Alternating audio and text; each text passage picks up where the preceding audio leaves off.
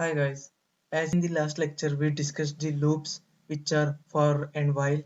Today we will discuss something called as functions. So functions are basically a set of code which can be reused any number of times. So the function format is we have to use a keyword def, which is the short form of definition. So we are defining a function. So def name of function, let's call it fname, then a bracket, then colon, indentation, and the statements. So this is the basic format of function. So this is definition, means we are defining something. So this is basically the function definition. And if we have to call this function, then we have to use fname and then parentheses. So it will call the fname function. So this is function calling, and this is implementing definition.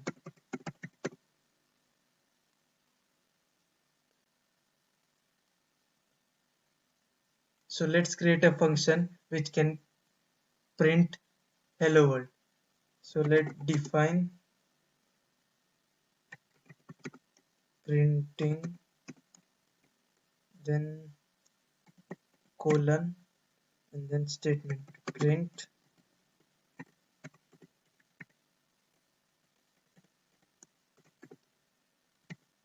hello world. So now we have defined the function.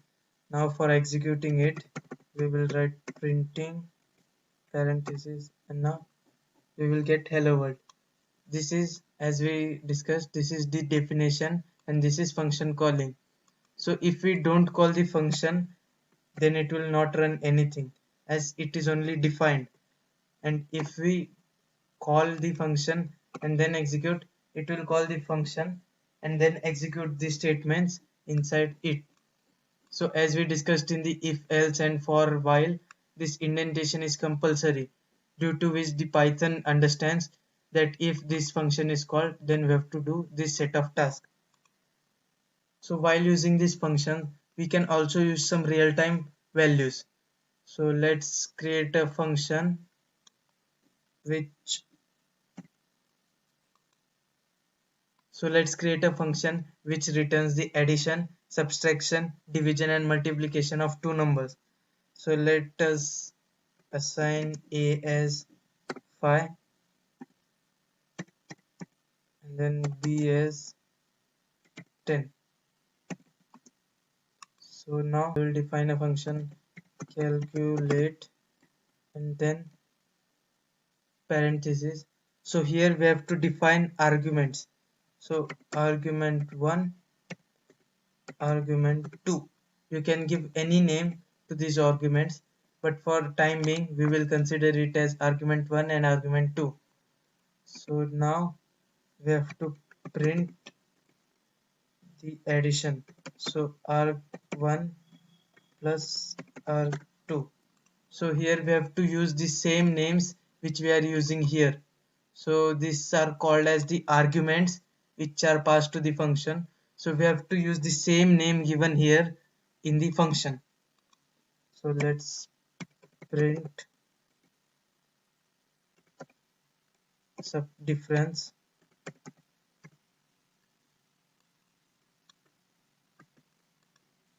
So print this and change this to multiplication and then division. So let's run this.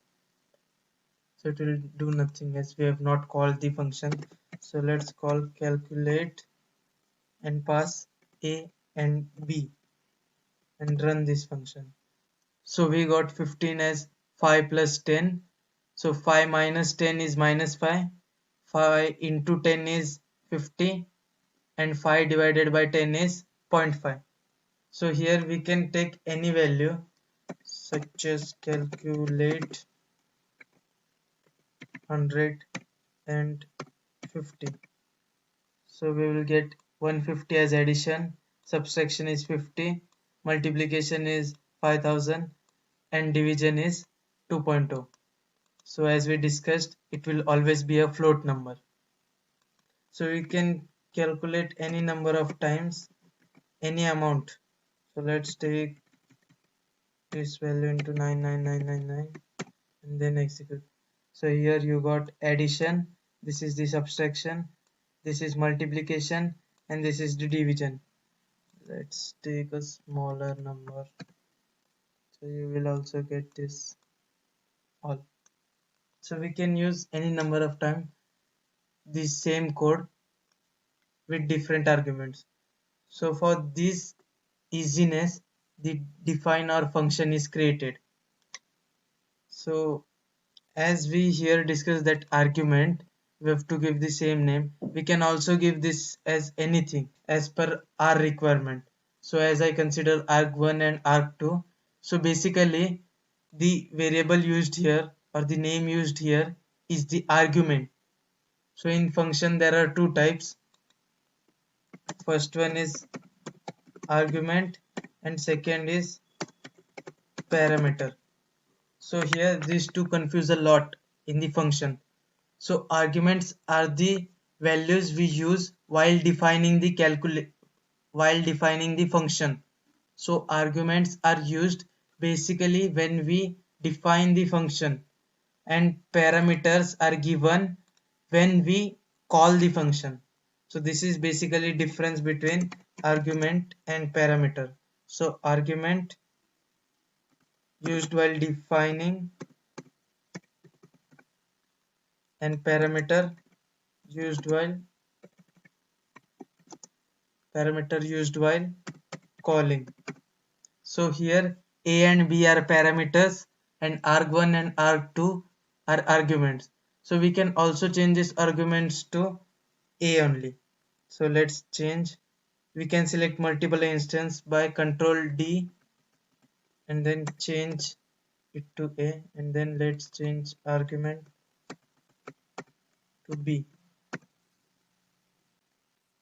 So it will also be in the same manner, just we change the name. So if we change this a to b and then these all b's to a,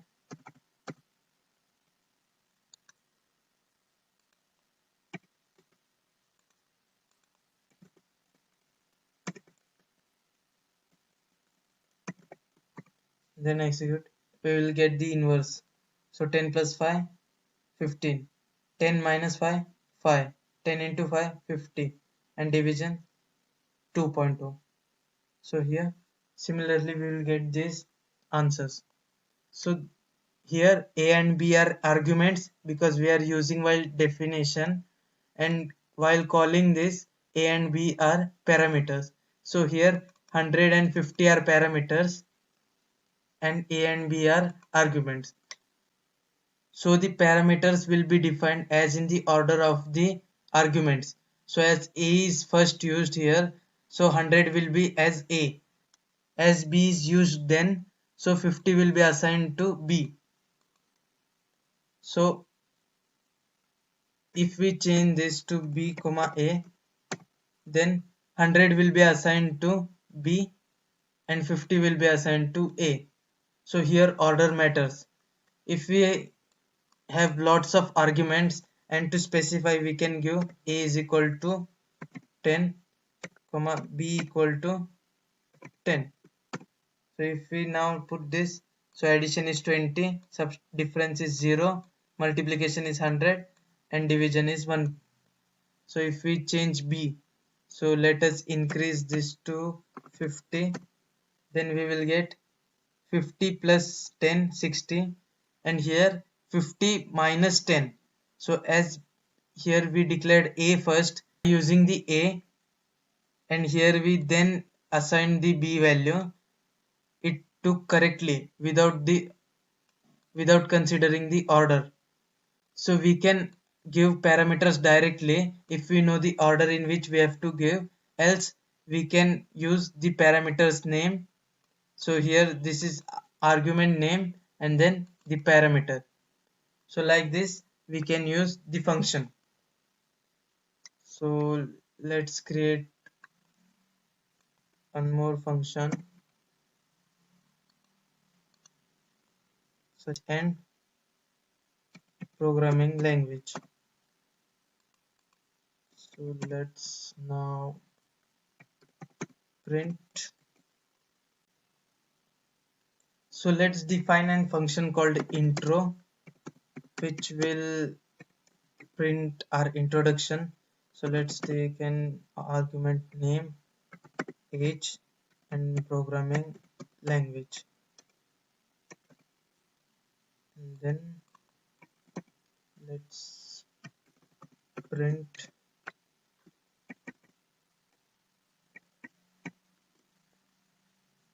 So as you know, this is the doc string we used in the strings. So here let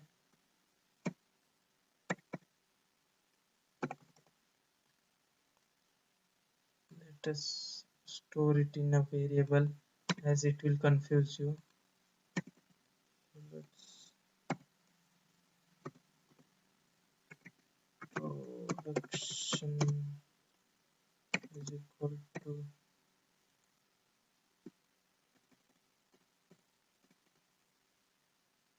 so here.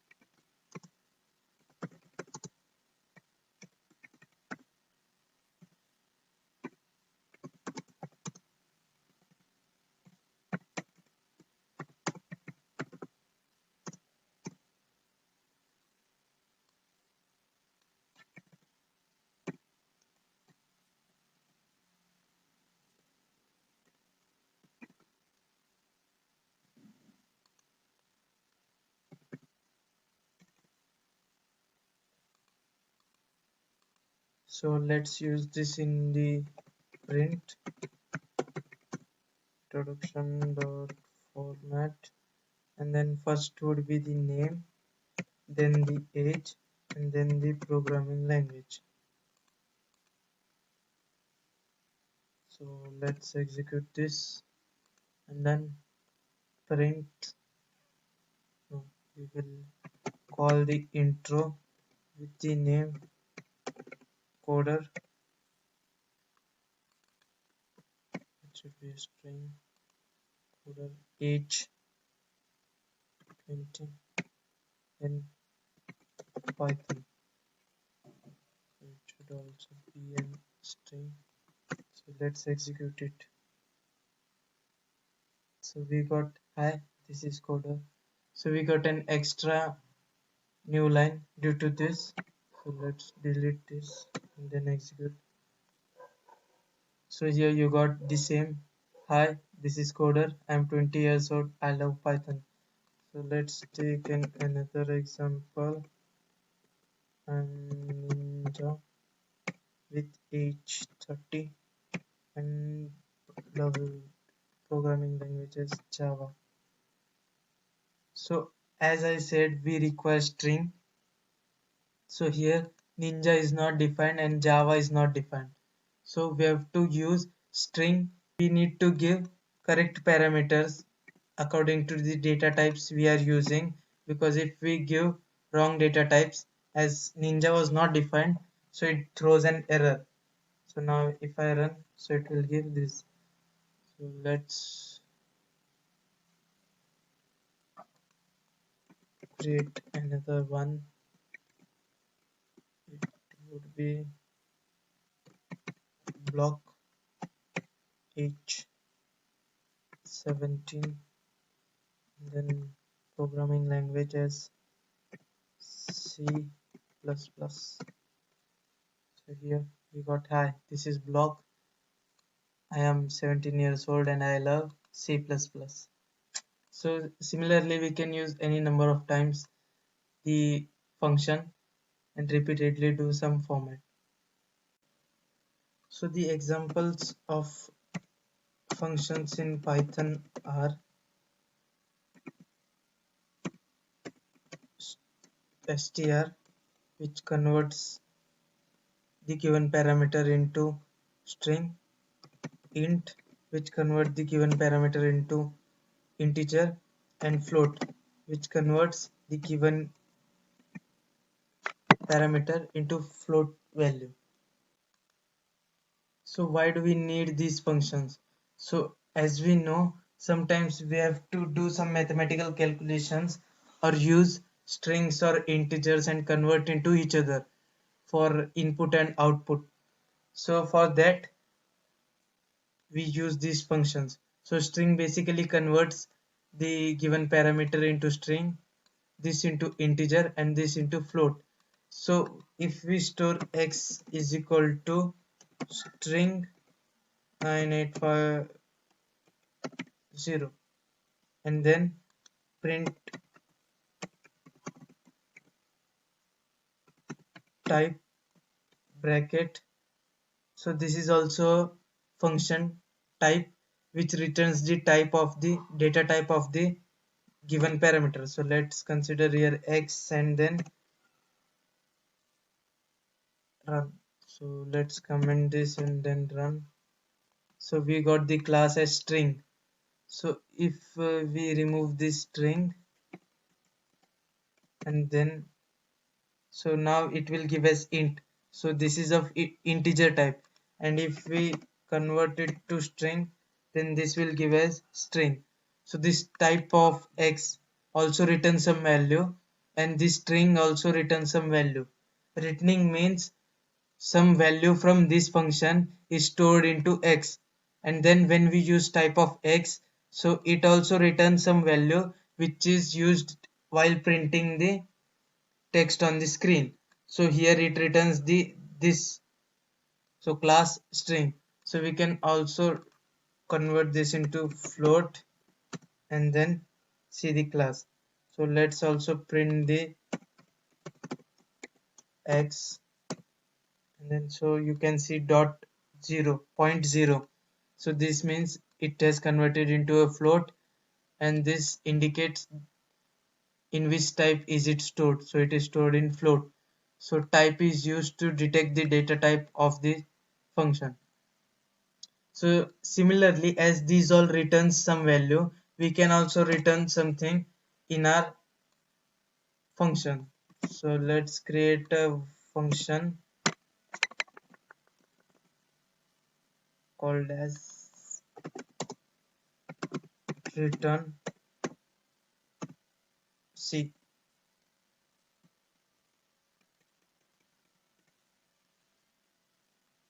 So let us create a function which will return the exponent expo, then a comma b. So let's create c as a variable which will store a to the exponent b, means a to the power b, and then return c. So let's execute this, create call an expo, and then give 2 raised to power 3. So it should give an 8 output, but it is not giving. Why? Because it has just returned the c. So if we store this into something, or let us directly print this, print expo 2 raised to 3. So here when we are printing, this return value is then stored into print, and print outputs the value as 8. So we can also, so let's take this out and create a variable answer in which we will store this and then print the answer. So as we are returning c means the value of a to the exponent b. So this function returns this answer to answer, means it actually returns the c to answer, and then when we print the answer it gives us it. So let us check the type of this answer. So it will give an integer, because something raised to something, integer raised to integer gives us an integer, so it is a type of answer. So we can also convert this to string, string, and then so now it has a string. The type of this answer is string.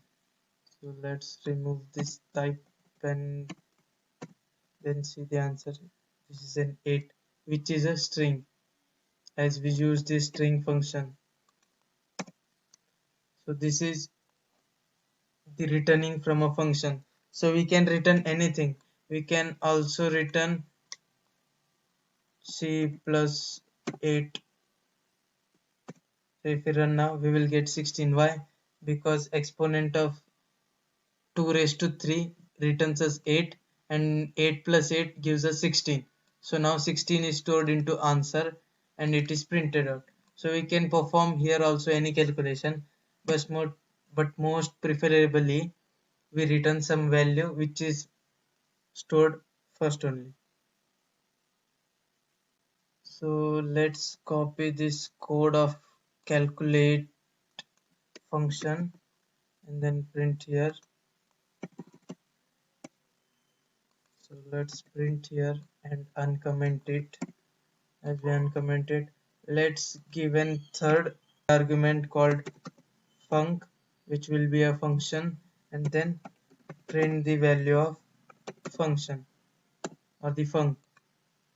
So let's call calculate and then give it a as 10, b as 50, and the function which is expo, which we will give as argument. So we will, so let's give it an argument to, let's give it 5 raised to 2. So if we now run, so we got here 8 as the addition, 60 as the difference. Sorry, this is from this expo function. Let's comment this and now run. So we got 60 as addition, difference as minus 40, multiplication as 500, and remainder as 0.2, and the exponent, the value of exponent means 5 raised to 2 gives us this value. So let's change this and directly take the value from a and b. So as we defined here function, so let's take the b comma a. So here the function expo is stored and then expo called with b and a parameters. So let's run this. So it will give us this big number because 10 raised to 50. So here are 50 zeros after 1. So let's take this 1 and 50. So here we got 1 raised to 50, which would be 1. So this is an example of using function as a parameter or the argument. So as we use this string and other else functions, where does they come from? They are predefinedly used in the Python. So these are all defined previously by the creators of Python. So we can import this. So some of these functions are being stored and not used in the real-time usage of the program because it makes the program heavy. So we can import math. So let's use the math.py. Let's print the value of this math.py and then run. So we here get the 3.1419. So this is the value of pi. So if we remove this import and then run, so it will give an error because math is not defined. But as we have imported means took the math, so it is an same.py file or some C++ or other file which consists the declaration of maths.py function which returns the value as 3.159 this all. So we can also use function as math.10 which will return us the value. So here x is measured in radian. So we have to put math.py divided by 4 as pi by 4 returns us the value as 1, but here it is more specific as 0.9999 which we can approximately conclude as 1. So here many such functions are declared such as sine, absolute, round off, ceil, floor, etc. which can be imported from math. So let's import some another module. So these are basically called as modules which we import. So let's consider another module as called as random. So let's print, let's use random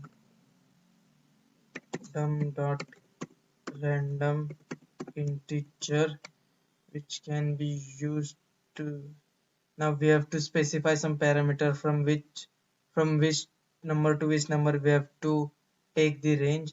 So 1 to 10. Now it will print the different numbers of, so it will print any random integer between 1 to 10. So let's re-execute 8, 7, 1, 7. So it will produce random integer between the 1 to 100, 1 to 10. So let's change this to 100 and then run. So it will 71, 89, 36. It will give us random numbers. So random gives us random numbers between 0 to 1. So it gives a large number between 0 to 1. So these are the modules which are predefined in the Python and which we can import and use. So this is all about functions. Let's meet in our next session.